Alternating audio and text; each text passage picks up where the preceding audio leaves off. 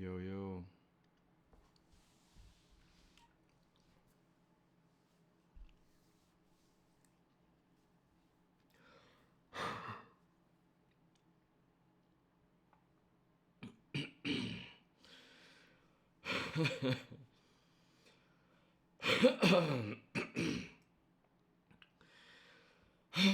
En bit okkur. Vakna. So, today, today we will be reading the book The Subliminal Man by James Graham Ballard, also known as J.G. Ballard, or just the Ballard, you know. People call him all kinds of stuff. Born in 1930, and it seems that he passed away in 2009.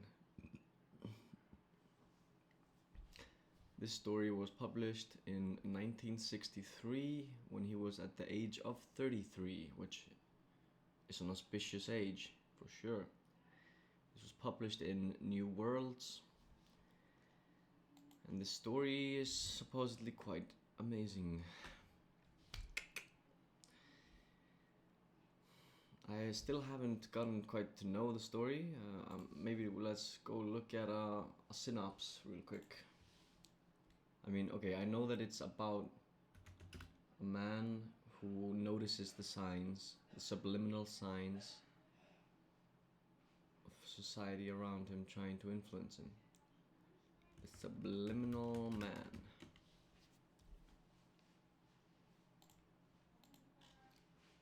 Let's go on Wikipedia.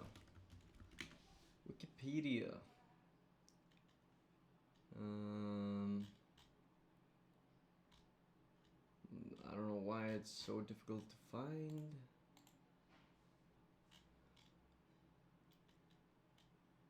The Subliminal Man. Wow, he wrote a lot of short stories. Now I kind of want to go read all of them.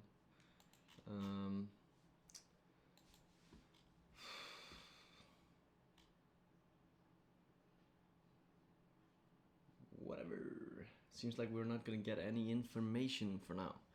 We're gonna have to go just read the story. The signs, Doctor. Have you seen the signs?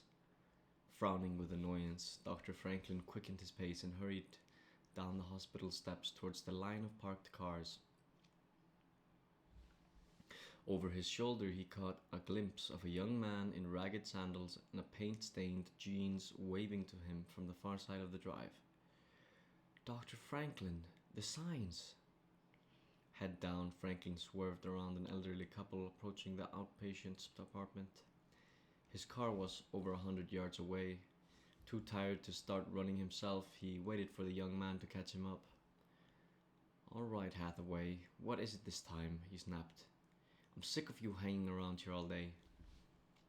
Hathaway lurched to a halt in front of him, uncut black hair like a gnawing over his eyes. He brushed it back with a claw-like hand and turned on a wild smile, obviously glad to see Franklin and oblivious of the latter's hostility.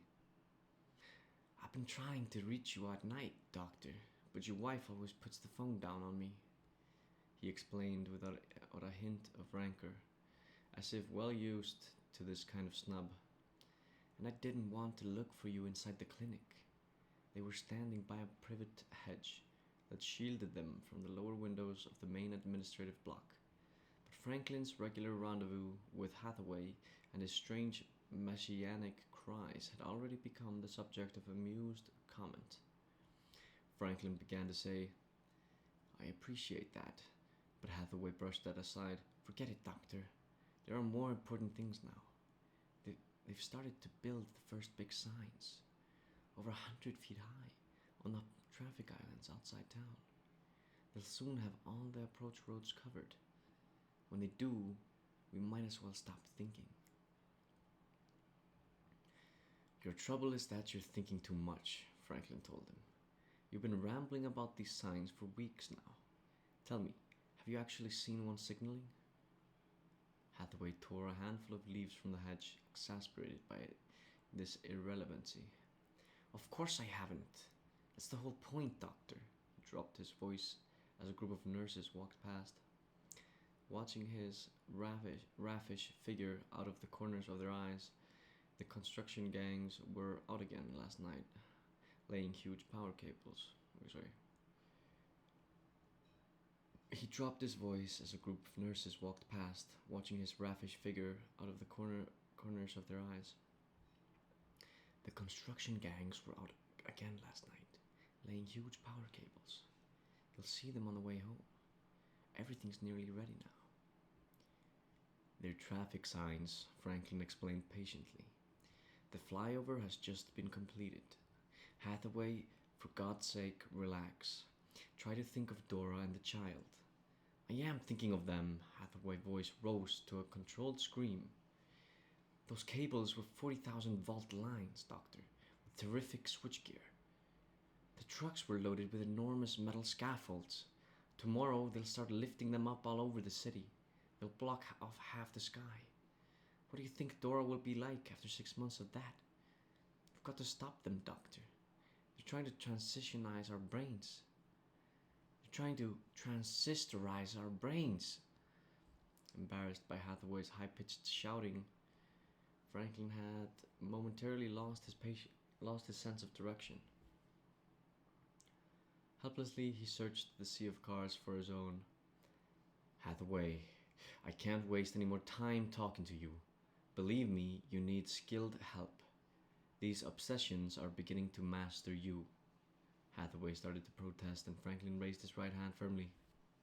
Listen, for the last time, if you can show me one of these signs and prove it's transmitting subliminal commands, I'll go to the police with you. But you haven't got a shred of evidence, and you know it. Subliminal advertising was banned 30 years ago, and the laws have never been repealed.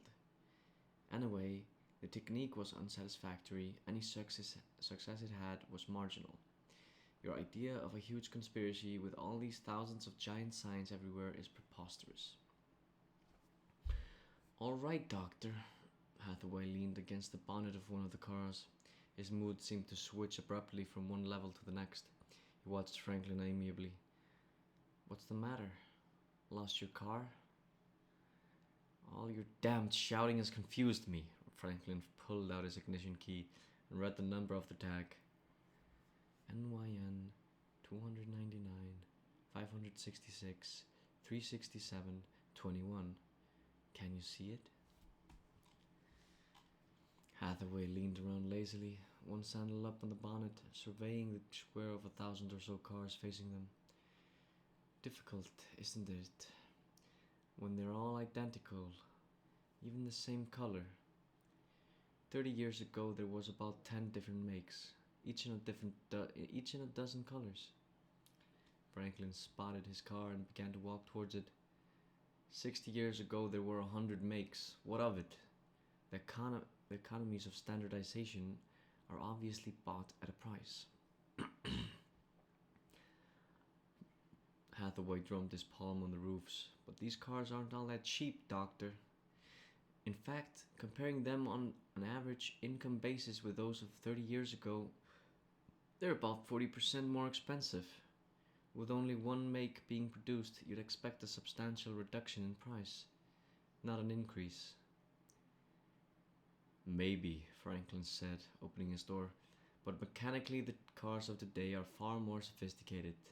They're lighter, more durable, safer to drive. Hathaway shook his head skeptically. They bore me. The same model, same styling, same color.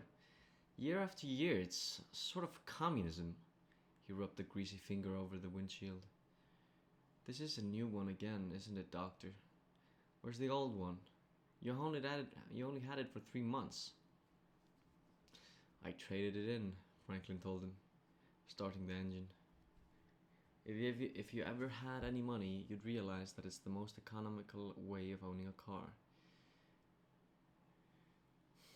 If you ever had any money, you'd realize that it's the most economical way of owning a car.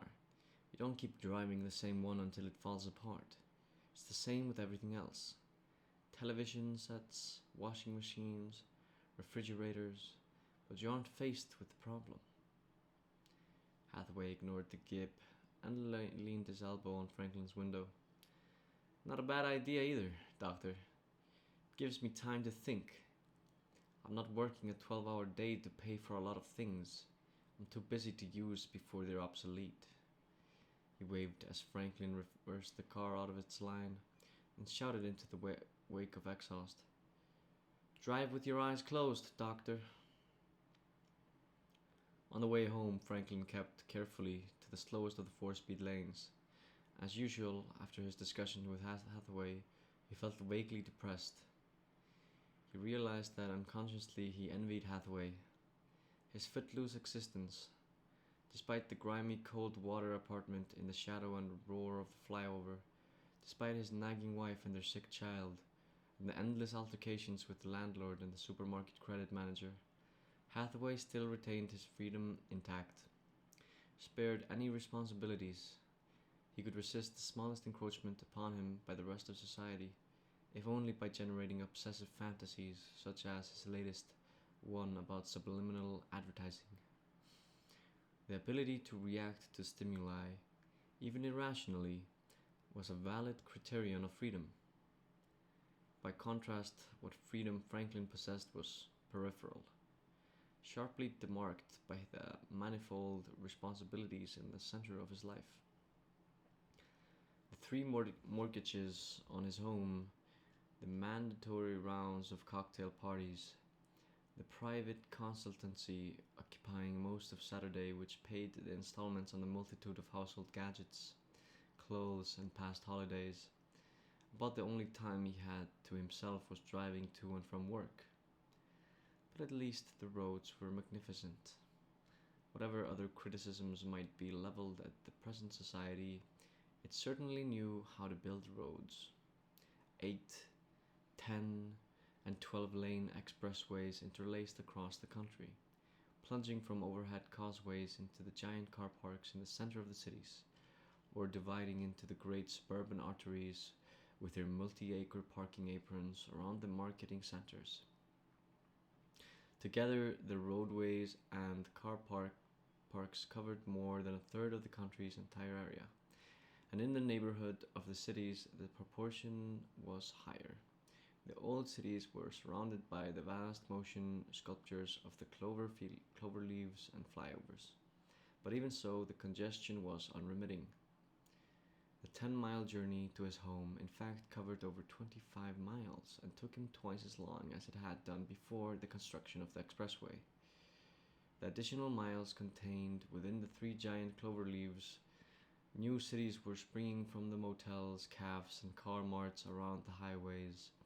At the slightest hint of an intersection, a shanty town of shacks and filling stations sprawled away among the forest of electric signs and route indicators. All around him, cars bulleted along, streaming towards the suburbs, relaxed by the smooth motion of the car.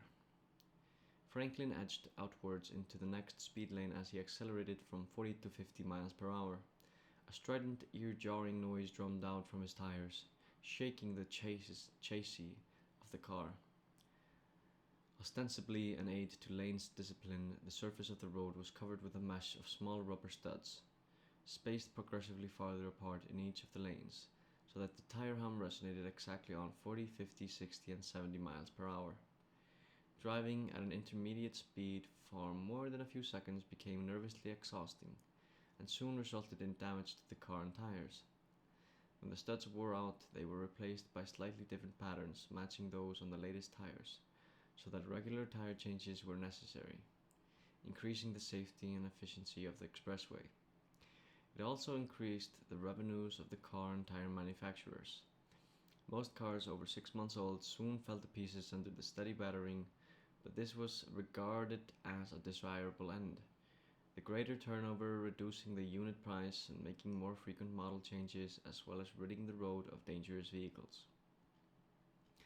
A quarter of a mile ahead, at the approach to the first of the cloverleaves, the traffic stream was slowing, huge police signs signaling lanes closed ahead and drop speed by 10 miles per hour.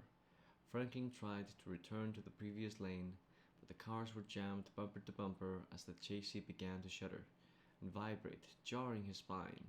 He clamped his teeth and tried to restrain himself from sounding the horn. Other drivers were less self-controlled, and everywhere engines were plunging and snarling, horns blaring. Road taxes were now so high, up to 30% of the gross national product. By contrasting, income taxes were a bare 2%.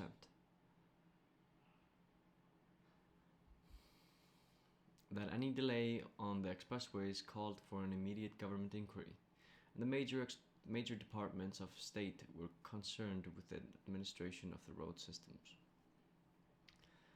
Near the Cloverleaf, the lanes had been closed to allow a gang of construction workers to erect a massive metal sign on one of the traffic islands. The palisaded area swarmed with engineers and surveyors, and Franklin assumed that this was the sign Hathaway had seen unloaded the previous night. His apartment was in one of the gimcrack buildings in the settlement that straggled away around a nearby flyover. A low-rent area inhabited by service station personnel, waitresses, and other migrant labor. The sign was enormous, at least 100 feet high, fitted with heavy concave grills similar to radar bowls, rooted in a series of concrete caissons. It reared high into the air above the approach roads, visible for miles. Franklin craned up at the grills, tracing the power cables from the transformers up into the intricate mesh of metal coils that covered their surface. A line of red aircraft warning beacons was already alight along the top strut, and Franklin assumed that the sign was part of the ground approach system of the city airport 10 miles to the east. 3 minutes later, as he accelerated down the 2-mile link of straight highway to the next Cloverleaf, he saw the second of the giant signs looming up into the sky before him. Changing down into the 40 miles per hour lane, Franklin watched the great bulk of the second sign recede into the rearview mirror. Although there were no graphic symbols among the wire coils covering the grills, Hathaway's warnings still sounded in his ears. Without knowing why, he felt sure that the signs were not part of the airport approach system. Neither of them was in line with the principal airlines. To justify the expense of sighting them in the center of the expressway, the second sign required elaborate angled buttresses to support it on a narrow island, obviously meant that the role related in some way to the traffic streams. 200 yards away was a roadside automart, and Franklin abruptly remembered that he needed some cigarettes. Swinging the car down the entrance ramp, he joined the queue, passing the self-service dispenser at the far end of the rank. The automart was packed with cars, each of the 5 purchasing ranks lined with tired-looking men hunched over their wheels. Inserting his coins, paper money was no longer in circulation, unmanageable by the automats. He took a carton from the dispenser. This was the only brand of cigarettes available. In fact, there was only one brand of everything, though giant economy packs were an alternative. Moving off, he opened the dashboard locker. Inside, still sealed in their wrappers, were 3 other cartons. A strong fish-like smell pervaded the house when he reached home. Steaming out from the oven in the kitchen, sniffing it uneagerly, Franklin took off his coat and hat. His wife was crouched over the TV set in the lounge. An announcer was dictating a stream of numbers, and Judith scribbled them down on a pad, occasionally a cursing under her breath. "What a muddle," she snapped. "He was talking so quickly I took only a few things down." "Probably deliberate," Franklin commented. "New panel game?" Judith kissed him on the cheek, discreetly hiding the ashtray loaded with cigarette butts and chocolate wrappings. "Hello, darling. Sorry not to have a drink ready for you. They've started this series of spot bargains. They give you a selection of things on which you get a 90% trade-in discount at the local stores. If you're in the right area and have the right serial numbers, it's all terribly complicated." "Sounds good, though. What have you got?" Judith peered at her checklist. "Well, as far as I can see, the only thing is the infrared barbecue spit. But we have to be there before 8 o'clock tonight. It's 7:30 already." Then that's out. I'm tired, Angel. I need something to eat. Judith started to protest. He added firmly, Look, I don't want a new infrared barbecue spit. We've only had this one for 2 months. Damn it, it's not even a different model. Darling, don't you see? It makes it cheaper if you keep buying new ones. We'll have to trade ours in at the end of the year anyway. We signed the contract, and this way we save at least £5. These spot bargains aren't just a gimmick, you know. I've been glued to that set all day. A note of irritation had crept into her voice, but Franklin stood his ground, doggedly ignoring the clock. Right, we lose £5. It's worth it. Before she could remonstrate, he said, Judith, please. You probably took the wrong number down anyway. As he shrugged and went over to the bar, he called, Make it a stiff one. I see we have health foods on the menu. They're good for you, darling. You know you can't live on ordinary foods all the time. They don't contain any proteins or vitamins. You're always saying we ought to be like people in the old days and eat nothing but health foods. I would, but they smell so awful. Franklin lay back, nose in the glass of whiskey, gazing at the darkened skyline outside. A quarter of a mile away, gleaming out above the roof of the neighborhood supermarket, were the 5 red beacon lights. Now and then, as the headlamps of the spot bargainers swung up across the face of the buildings, you could see the massive bulk of the sign clearly silhouetted against the evening sky. Judith, he went into the kitchen and took her over the window. That sign, just behind the supermarket. When did they put it up? I don't know, Judith peered at him. Why are you so worried, Robert? Isn't it something to do with the airport? Franklin stared at the dark hull of the sign. So everyone probably thinks. Carefully, he poured his whiskey into the sink. After parking his car on the supermarket apron at 7 o'clock the next morning, Franklin carefully emptied his pockets and stacked the coins in the dashboard locker. The supermarket was already busy with early morning shoppers, and the line of 30 turnstiles clicked and slammed. Since the introduction of the 24-hour spending day, the shopping complex was never closed. The bulk of the shoppers were discounted buyers, housewives, contracted to make huge volumes purchases of food, clothing, and appliances against substantial overall price cuts, and forced to drive around all day from supermarket to supermarket, frantically trying to keep pace with their purchase schedules, and grappling with the added incentives inserted to keep the schemes alive. Many of the women had teamed up, and as Franklin walked over to the entrance, a pack of them charged towards their cars, stuffing their payslips into their bags and shouting at each other. A moment later, their cars roared off in a convoy to the next marketing zone. A large neon sign over the entrance listed the latest discount, a mere 5% calculated on the volume of turnover. The highest discounts, sometimes up to 25%, were earned in the housing estates where junior white-collar workers lived. There, spending had a strong social incentive. The desire to be the highest spender in the neighborhood was given moral reinforcement by the system of listing all the names and their accumulating cash totals on a huge electric sign in the supermarket foyers. The higher the spender, the greater his contribution to the discounts enjoyed by others. The lowest spenders were regarded as social criminals, free riding on the back of others.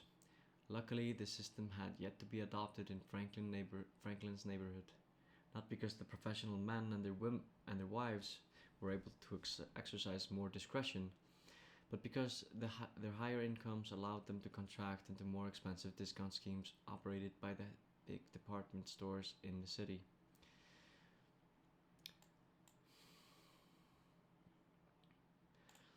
"10 yards from the entrance, Franklin paused.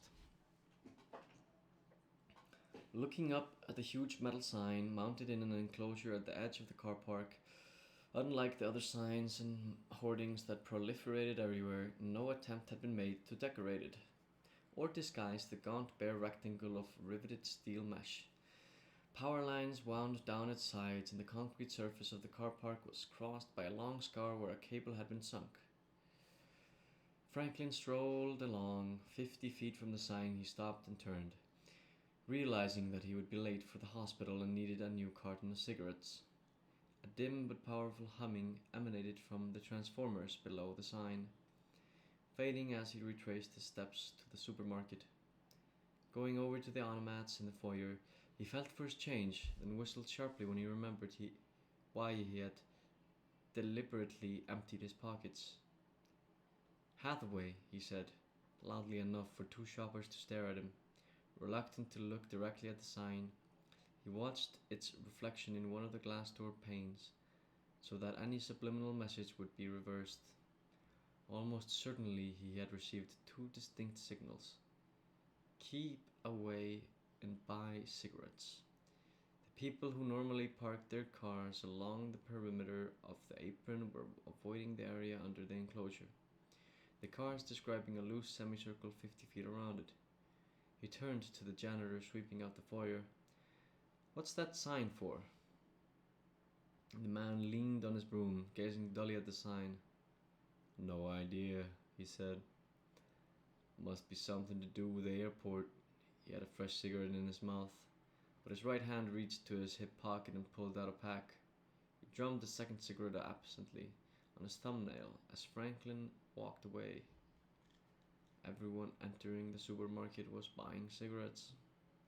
Cruising quietly along the 40 miles per hour lane, Franklin began to take a closer interest in the landscape around him. Usually he was either too tired or too preoccupied to do more than think about his driving. But now he examined the expressway methodically, scanning the roadside caves for any smaller versions of the new signs. A host of neon displays covered the doorways and windows, but most of them seemed innocuous. And he turned his attention to the larger billboards erected along the open stretches of the expressway. Many of these were as high as 4-story houses, elaborate 3-dimensional devices in which giant housewives with electric eyes and teeth jerked and postured around their ideal kitchens, neon flashes exploding from their smiles. The areas on either side of the expressway were wasteland, continuous junkyards filled with cars and trucks, washing machines and refrigerators, all perfectly workable but jettisoned by the economic pressure of the succeeding waves of discounted models. Their intact chrome hardly tarnished, the metal shells and cabinets glittered in the sunlight. Nearer the city, the billboards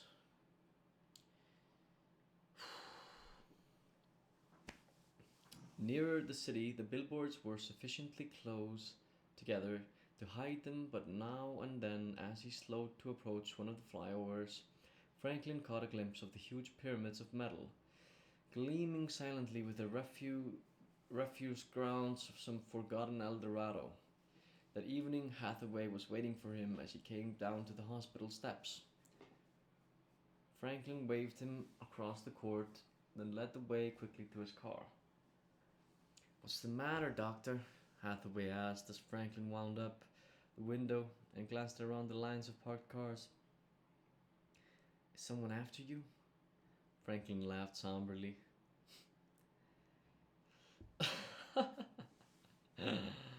"I don't know. I hope not. But if what you say is right, I suppose there is." Hathaway leaned back with a chuckle, propping one knee up on the dashboard. "So you've seen something, doctor, after all." "Well, I'm not so sure yet. But there's just a chance you may be right. This morning at the Fairlawn supermarket." He broke off uneasily, remembering the huge black sign and the abrupt way in which he had turned back to the supermarket as he approached it, then described his encounter. Hathaway nodded. "I've seen the signs there. It's big, but not as big as some that are going up. They're building them everywhere now, all over the city. What are you going to do, doctor?" Franklin gripped the wheel tightly. Hathaway's thinly veiled amusement irritated him. Hathaway's thinly veiled amusement irritated him. Nothing, of course. Damn it. It may be just autosuggestion. You probably got me imagining. Hathaway set up with a jerk. Don't be absurd, Doctor. If you can't believe your own senses, what chance have you left? They're invading your brain.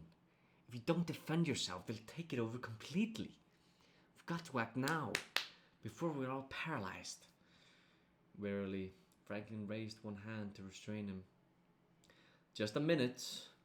Assuming that these signs are going up everywhere, what would be their objective? Apart from wasting the enormous amount of capital invested in all the other millions of signs and billboards, the amount of discretionary spending power still available must be infinitesimal. Some of the present mortgage and discount schemes reach half a century ahead. A big trade war would be disastrous. Quite right, Doctor, Hathaway rejoined evenly. But you're forgetting one thing. What would supply that extra spending power? A big increase in production? Already they've started to raise the working day from 12 hours to 14. In some of the appliance plants around the city, Sunday working is being introduced as a norm. Can you visualize it, Doctor? A 7-day week? Everyone with at least 3 jobs? Franklin shook his head. People won't stand for it. They will. Within the last 25 years, the gross national product has risen by 50%. But so have the average hours worked. Ultimately, we'll all be working and spending 24 hours a day, 7 days a week. No one will dare refuse. Think what a slump would mean. Millions of layoffs. People with time on their hands and nothing to spend it on. Real leisure. Not just time spent buying things. He seized Franklin by the shoulder. Well, Doctor, are you going to join me? Franklin freed himself half a mile away, partly hidden by the 4-story bulk of the pathology department. Franklin freed himself. Half a mile away, partly hidden by the 4-story bulk of the pathology department, was the upper half of one of the giant signs. Workmen still crawling across its girders. The airliners over the city had deliberately been routed away from the hospital, and the sign obviously had no connection with approaching aircraft. Isn't there a prohibition on, what did they call it? Subliminal living? How can the unions accept it? The fear of a slump. You know the new economy.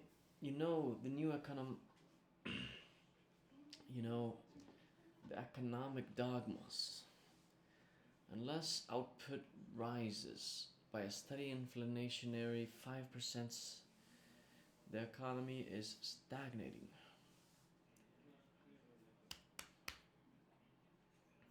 Isn't there a prohibition on, what did they call it? Subliminal living? How can the unions accept it? The fear of a slump. You know the new economic dogmas. Unless output rises by a steady inflationary 5%, the economy is stagnating. 10 years ago, increased efficiency alone would raise output. But the advantages there are minimal now, and only one thing is left. More work. Subliminal advertising will provide the spur. What are you planning to do? I can't tell you, Doctor. Unless you accept equal responsibility for it. That sounds rather quixotic, Franklin commented, tilting at windmills.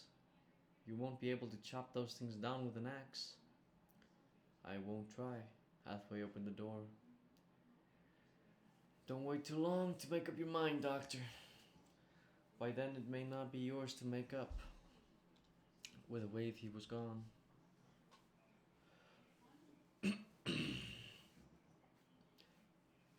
On the way home, Franklin's skepticism returned. The idea of the conspiracy was preposterous, and the economic arguments were too plausible. As usual, though, there had been a hook in the soft bait Hathaway dangled before him. Sunday working. His own consultancy had been extended into Sunday morning with his appointment as visiting factory doctor to one of the automobile plants that had started Sunday shifts. But instead of resenting this incursion into his already meager hours of leisure, he had been glad. For one frightening reason. He needed the extra income. Looking out over the lines of scurrying cars, he noticed that at least a dozen of the great signs had been erected. Along the expressway, as Hathaway had said, more were going up everywhere, rearing over the supermarkets and the housing developments like rusty metal sails. Judith was in the kitchen when he reached home, watching the TV program on the handset over the cooker.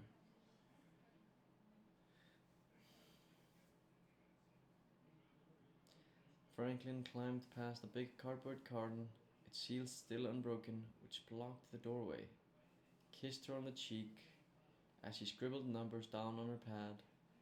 The pleasant odor of pot roast chicken, or rather a gelatin dummy of a chicken fully flavored and free of any toxic or nutritional properties, mollified his irrational irritation at finding her still playing the spot bargains. He tapped the carton with his foot. What's this? No idea, darling. Something always coming these days. I can't keep up with it all. She peered through the glass door at the chicken. An economy 12-pounder, the size of a turkey, with stylized legs and wings and an enormous breast. Most of which would be discarded at the end of the meal. There were no dogs or cats these days. The crumbs from the rich man table saw to that, then glanced at him disappointedly.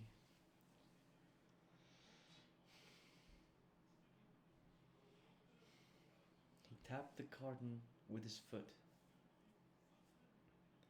What's this? No idea, darling. No idea, darling.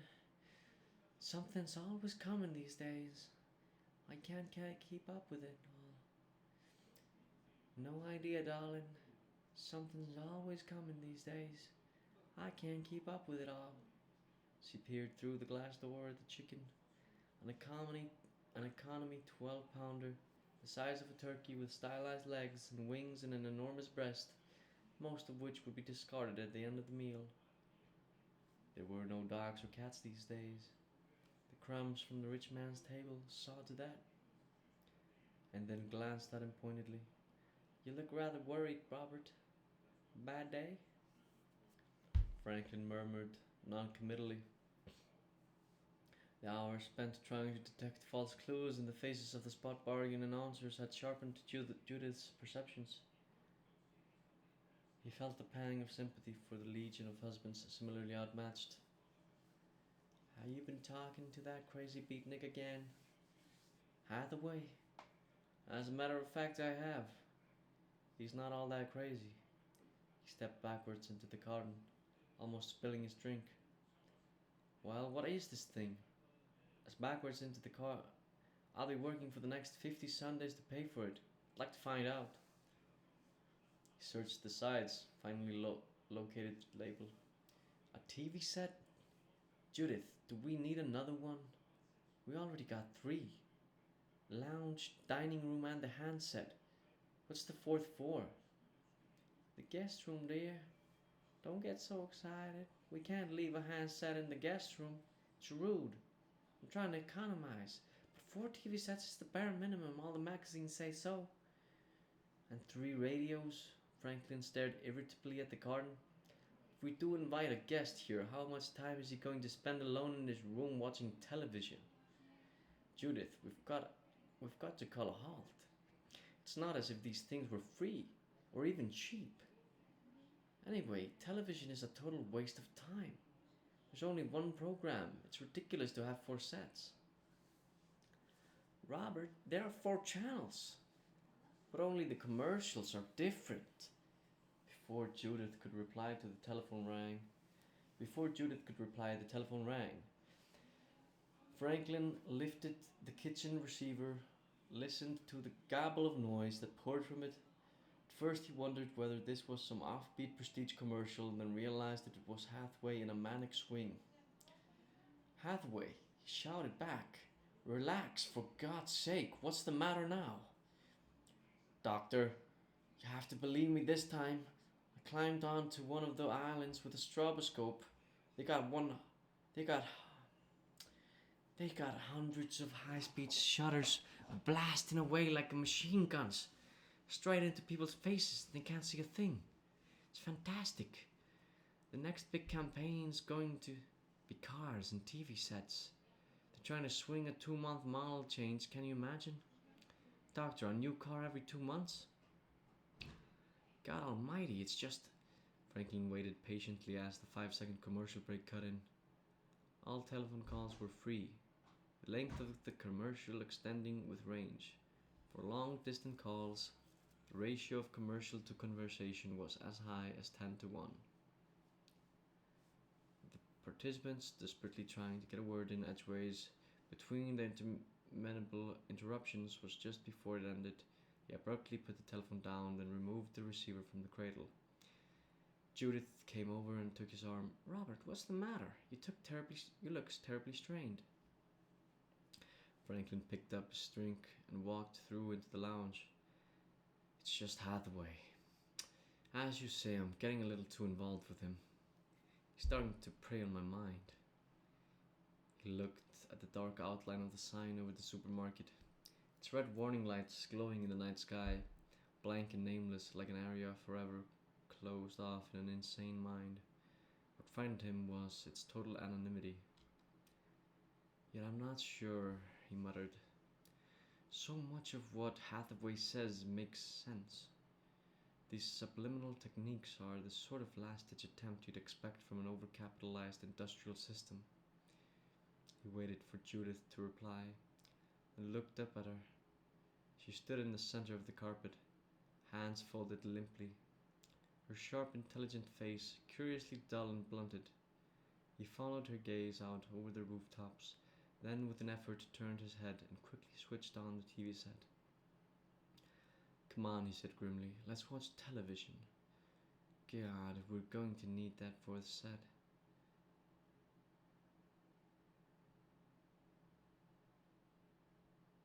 A week later, Franklin began to compile his inventory. He saw nothing more of Hathaway. As he left the hospital in the evening, the familiar scruffy figure was absent. When the first of the explosions sounded dimly around the city, and he read of the attempts to sabotage the giant signs, he automatically assumed that Hathaway was responsible. But later he heard on a newscast that the detonations had been set off by construction workers excavating foundations. More of the signs appeared over the rooftops isolated on the palisaded islands near the suburban shopping centers. Already there were over 30 on the 10-mile route from the hospital, standing shoulder to shoulder over the speeding cars like giant dominoes. Franklin had given up his attempt to avoid looking at them, but the slim possibility that the explosions might be Hathaway's counterattack kept his suspicions alive. He began his inventory after hearing the newscast and discovered that in the previous fortnight he and Judith had traded in their car.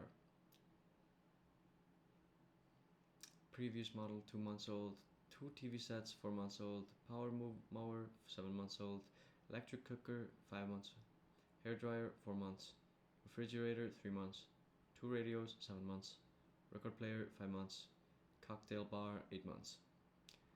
Half of these purchases had been made by himself, but exactly when he could never recall realizing at the time. The car, for example, he had left in the garage near the hospital to be greased, that evening had signed for the new model as he sat at its wheel, accepting the salesman's assurance that the depreciation on the 2-month trade-in was virtually less than the cost of the grease job. 10 minutes later, as he sped along the expressway, he suddenly realized that he had bought a new car. Similarly, the TV sets had been replaced by identical models, and after developing the same irritating interference pattern, curiously the new sets also displayed the pattern, but as the salesman assured them, this promptly vanished 2 days later. Not once had he actually decided of his own volition that he wanted something and then gone out to a store and bought it. He carried the inventory around with him, adding to it as necessary, quietly and without protest, analyzing these new sales techniques, wondering whether total capitulation might be the only way of defeating them. As long as he kept up even a token persistence, the inflationary growth curve would show a controlled annual 10% climb. With that resistance removed, however, it would begin to rocket upwards out of control. Driving home from the hospital 2 months later, he saw one of the signs for the first time. He was in the 40 miles per hour lane, unable to keep up with the flood of new cars, and had just passed the second of the 3 clover leaves when the traffic half a mile away began to slow down. Hundreds of cars had driven up on the grass verge, and a crowd was gathering around one of the signs. 2 small black figures were climbing up the metal face, and a series of grid-like patterns of light flashed on and off, illuminating the evening air. The patterns were random and broken, as if the science was being tested for the first time. Relieved that Hathaway's suspicions had been completely groundless, Franklin turned off onto the soft shoulder, then walked forward through the spectators as the lights shuddered in their faces. Below, behind the steel palisades around the island, was a large group of police and engineers craning up at the men scaling the sign 100 feet over their heads. Suddenly, Franklin stopped, the sense of relief fading instantly. Several of the police on the ground were armed with shotguns, and the 2 policemen climbing the sign carried submachine guns slung over their shoulders. They were converging on a third figure crouched by the switchbox on the penultimate tier, a bearded man in a grimy shirt, a bare knee poking through his jeans. Hathaway! Franklin hurried towards the island, the sign hissing and spluttering fuses blowing by the dozen. Then the flicker of lights cleared and steadied, blazing out continuously, and together the crowd looked up at the deck of brilliant letters. The phrases, and every combination of them possible, were entirely familiar, and Franklin knew that he had been reading them for weeks as he passed up and down the expressway. Buy now, buy now, buy now, buy now, buy now, new car, new now, new car now, new car now. Yes, yes, yes, yes, yes, yes, yes, yes, yes, yes. Sirens blaring. 2 patrol cars swung onto the verge through the crowd and plunged across the damp grass. Police spilled from their doors, batons in their hands, and quickly began to force back the crowd. Franklin held his ground as they approached, started to say, "Officer, I know the man," but the policeman punched him in the chest with the flat of his hand. Winded, he stumbled back among the cars and leaned helplessly against the fender as the police began to break the windshields. The hapless drivers, protesting angrily, those farther back rushed for their vehicles. The noise fell away when one of the submachine guns fired a brief roaring burst, then rose in a massive gasp as Hathaway, arms outstretched, let out a cry of triumph and pain, and jumped. "Robert, what does it really matter?" Judith asked as Franklin sat inertly at the lounge next morning. "I know it's tragic for his wife and daughter, but Hathaway was in the grip of an obsession. If he hated advertising signs so much, why didn't he dynamite those we can see, instead of worrying so much about those we can't?" Franklin stared at the TV screen, hoping the program would distract him. "Hathaway was right," he said. Was he? Advertising is here to stay. We have no real freedom of choice anyway. We can't spend more than we can afford. The finance companies soon clamp down. Do you accept that? Franklin went over to the window. A quarter of a mile. Away, a quarter of a mile away, in the center of the estate, another of the signs was being erected. It was due east from them, and in the early morning light, the shadows of its rectangular superstructure fell across the garden, reaching almost to the steps of the French windows at his feet. As a concession to the neighborhood, and perhaps to allay any suspicions while it was being erected by an appeal to petty snobbery, the lower sections had been encased in mock Tudor paneling. Franklin stared at it, counting the half-dozen police lounging by their patrol cars as the construction gang unloaded the prefabricated grills from a truck. He looked at the sign by the supermarket, trying to repress his memories of Hathaway, the pathetic attempts the man had made to convince Franklin and gain his help. He was still standing there an hour later when Judith came, putting on her hat and coat, ready to visit the supermarket. Franklin followed her to the door. "I'll drive you down there, Judith. I have to see about booking a new car. The next models are coming out at the end of the month. With luck, we'll get one of the early deliveries." They walked out into the trim drive, the shadows of the sign swinging across the quiet neighborhood as the day progressed, sweeping over the heads of the people on their way to the supermarket like the blades of enormous scythes. And that's the story of The Subliminal Man by James Graham Ballard. Born in 1930, passed away 2009. What a man, what a man, what a man. What a good short story. Sadly, I wouldn't say that I read it in the best manner possible. It was my first time. It went pretty decently, I'd say. I hope you guys enjoyed it. Quite a good read. Quite a good read indeed.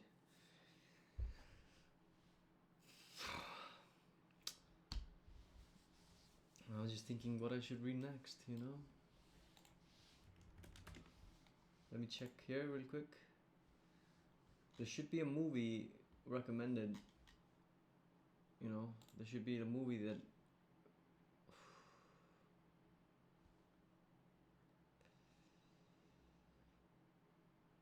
Fuck this shit, boy.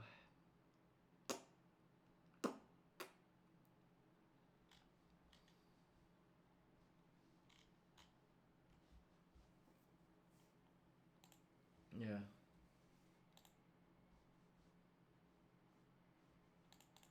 Oh my god, bro. Fucking toilet dikkies.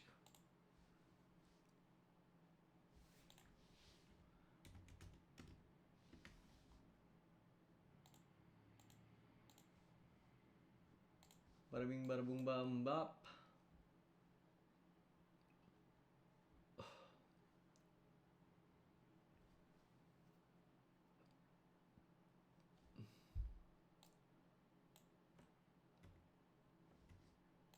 So there's a movie named They Live. They Live is a 1988 American science fiction action horror film written and directed by John Carpenter, based on the 1963 short story 8 O'Clock in the Morning by Ray Nelson, starring Roddy Piper, Keith David, and Meg Foster. The film follows a drifter who discovers through special sunglasses that the ruling class are aliens concealing their appearance and manipulating people to consume, breed, and conform to the status quo via subliminal messages in mass media. Now I want to kind of read the story 8 o'clock in the morning, bruh.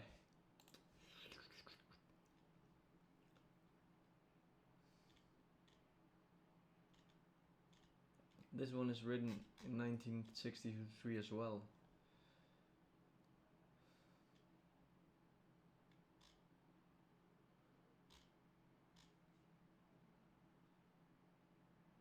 Interesting.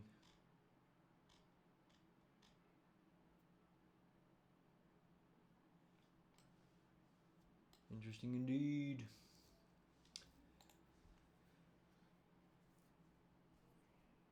But yeah, that's all. Gang, gang, gang, gang, gang, gang, gang, gang, gang, gang, gang, gang. Let's do a clap.